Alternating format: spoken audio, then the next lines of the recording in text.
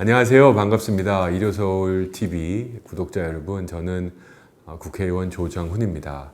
21대 국회에서 시대전환이라는 신생정당의 당대표로 그리고 국회의원으로 활동하고 있습니다.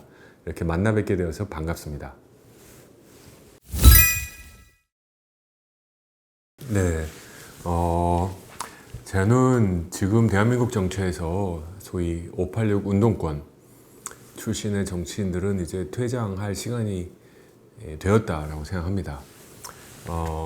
그분들의 정치의 모습을 보면 이재명 대표의 단식으로 상징되듯이 선동 정치, 집단 정치, 패거리 정치, 아직도 정치하는 방법과 정치하는 생각이 87년 반독재 투쟁하는 그 시대에 멈춰 있다고 생각해요. 저는 더 이상 그분들은 동시대에 살았던 586 세대를 대표한다고 생각하지도 않아요. 586 세대 분들은 87년 이후 세상으로 나와서 글로벌 사회로 나아가서 우리 사회를 발전시키는데 주역이 됐지만, 지금의 586 운동권 세력들은 대학 졸업 후 바로 시민사회 정치권으로 가면서 도대체 세상이 어떻게 변하는지를 잘 모르시는 것 같아요. 본인의 세대를 더 이상 대표하지도 못하는 586 운동권 정치인들이 어떻게 대한민국을 대표할 수 있겠습니까? 저는 과거를 바라보는 정치, 뒤를 보는 정치, 상징이 저는 586 운동권이라고 생각합니다. 이제 이분들은 은퇴할 시간이 되었다고 생각합니다. 그리고 그 역할을 함에 있어서 글로벌 세대의 첫 세대인 저가 마중물 역할을 할 수 있다면 기쁜 마음으로 하려고 합니다. 울림이 전혀 없다 생각해요. 지금 야당의 야당의 당대표가 지금 7일째, 8일째 단식하고 있는데, 정치권에서는 뭐 이게 뉴스인데 일반 시민들은 이재명 당대표가 단식하는지도 모를 거라고 확신해요. 그만큼 정치인의 명분 없는 단식은 다이어트에 지나지 않아요.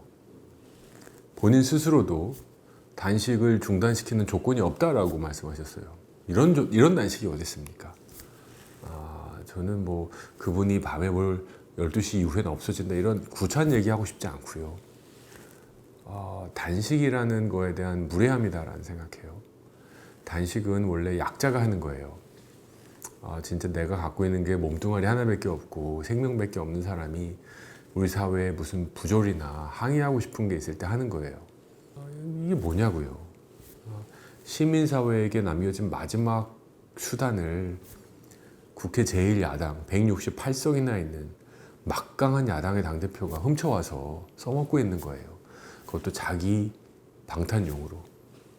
이러니 무슨 울림이 있고 무슨 감동이 있고, 국민들은 관심 없으시죠. 국민의힘이나 민주당이나 국민들로부터 적지 않은 비판을 받고 있다고 생각합니다. 저도 주워 들은 바에 의하면 국민의힘이 저를 관심 있다고 하세요. 다 잘 되고 있으면 왜 영입을 하시려고 하시겠어요? 그러니까 본인 분들도 개선할 게 있다, 국민들에게 좋지 않게 비춰지는 게 있다. 저는 몇 번 언론에서 말씀드렸지만 꽃꽂이용으로 팔려가고 싶은 생각은 없습니다. 다만 큰 정치를 하면서 더 큰 개혁을 하는, 그리고 국민의 기대와 수준에 맞는 정치를 하는데 도움이 될 수 있으면 저를 수술칼로 갖다 쓰신다고 하시면 그런 의사는 있습니다. 저는 보수 정치의 핵심은 질서 있는 변화입니다. 세상을 어지럽히지 않고 질서 있게, 하지만 세상이 나아가는 방향, 시대가 바뀌는 방향에 맞게 또는 앞장서서 우리 사회를 변화시키는 보수의 정치의 이 두 축은 질서 있는 변화. 지금 보수 국민의힘 정치를 보면 약간 아무것도 안 하는 게 좋은 거, 지금 이대로 유지하는 게 보수 정치의 핵심인 듯한 모습들이 비춰지는 것 같아요. 보수는 꼭 뭐 강남, 부자 이런 공식에 부합할 필요 없다고 생각합니다. 질서 있는 변화, 우리 사회의 가치와 원칙들을 지켜나가는 변화. 과연 국민의힘이라는 정당이 국민들에게 박수받지 못하는 이유를 저도 한번 고민해 봤는데요. 저는 변화의 방향성과 구체성이 조금 더 있어야 된다 생각해요.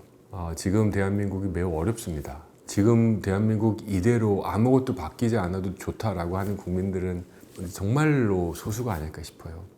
그렇다면 개혁을 두려워하는 보수 정당의 필요는 없습니다.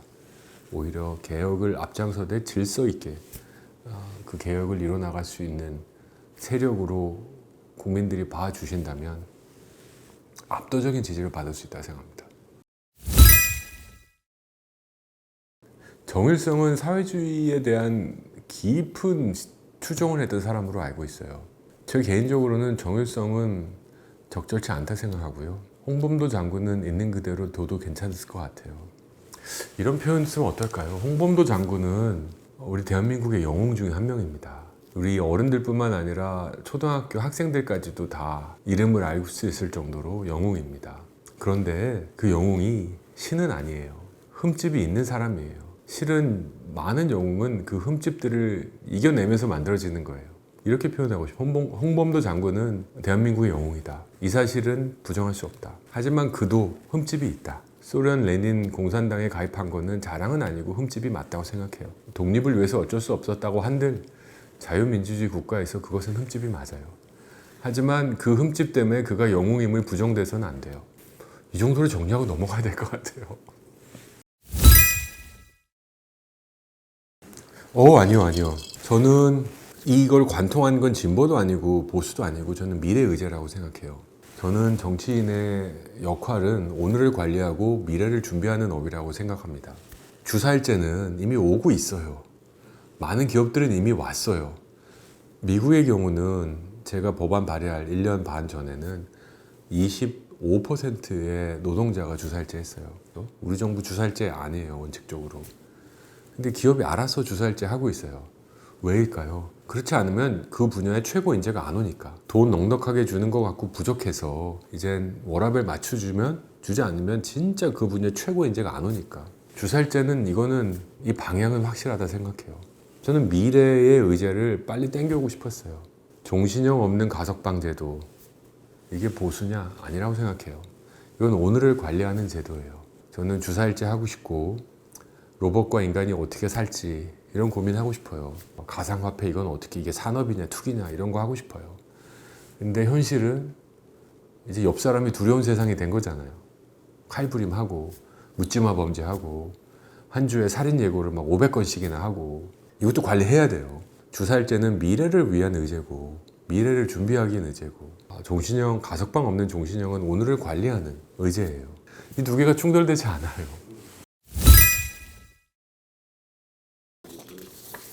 한동훈 장관은 굉장히 뛰어난 능력의 소유자인 것 같아요. 생각의 날카로움과 언어의 정확함 굉장하죠. 또 언어가 빠른 편이에요.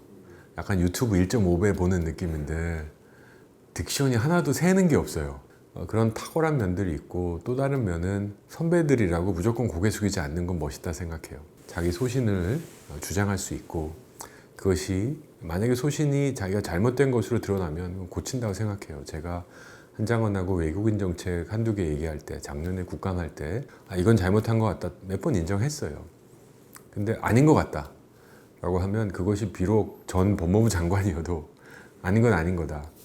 이건 멋있다 생각하고 한 장관과 제가 다른 점이 많음에도 불구하고 저는 교감대가 있다고 생각하는 것은 처음에 우리가 얘기했던 안티 586 저희 그 다음 세대로서 70년대생들로서 586 세대를 우리가 밀어내지 않으면 다음 세대에는 기회가 없다라는 책임의식 사명감을 갖고 있는 면에서는 똑같다 생각해요.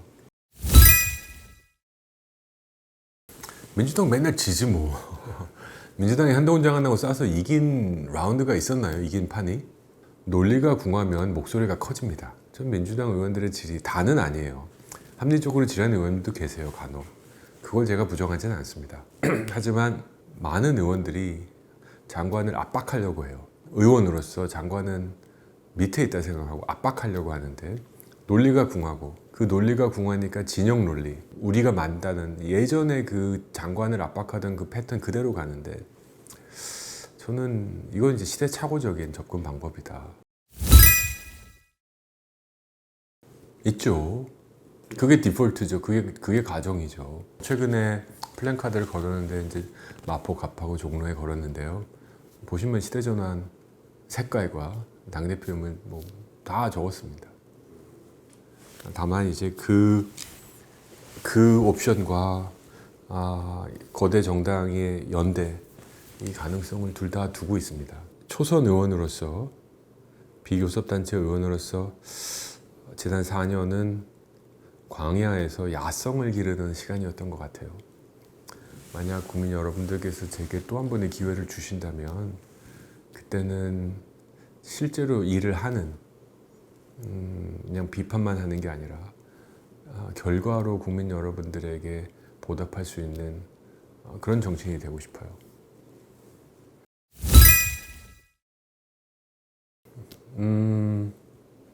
네, 있죠. 저는 서울에서 출마할 거예요. 서울 사람이라. 서울도 49개 지역구가 있어요. 근데 생각해보면 상당히 일부는 보수의 대구하고 똑같고요. 상당히 일부는 진보의 광주하고 똑같아요. 선거운동 기간 중에 해외여행 갔다 와도 당선돼 있을 거예요. 그런 지역은 저에게는 의미가 없다. 그래서 항상 엎치락 뒤치락 하는 지역. 그래서 인물이 좋으면 뽑아주는 지역. 제가 큰 조직을 갖고 있는 정치인은 아니잖아요. 아직은. 그래서 인물 경쟁력으로 시험할 수 있는 지역을 저는 좀 고르고 싶었어요. 마포갑. 마포갑이요? 네, 마포에는 마포갑에만 붙였어요. 을에는 한 장도 안 붙였어요. 마포갑은 노웅래 노웅래 의원 지역이요. 종로는 한 분. 종로는 최재형 의원이죠. 현역 의원은. 노웅래 의원이 공천을 받으실 수 있을지는 아직은 잘 모르겠어요. 지금 기소가 되신 상태잖아요. 그래서 뭐 노웅래 의원이 나오면 또 노웅래 의원을 상대하는 게 맞고, 또 다른 분이 나오면 다른 분 상대하는 거 맞고, 뭐 정치인에게 종로는 뭐 전국구잖아요. 그래서 종로에 뛰어올 수 있는 기회가 있다는 건 저에게는 큰 정치적 기회니까 마다할 일은 없다고 생각합니다.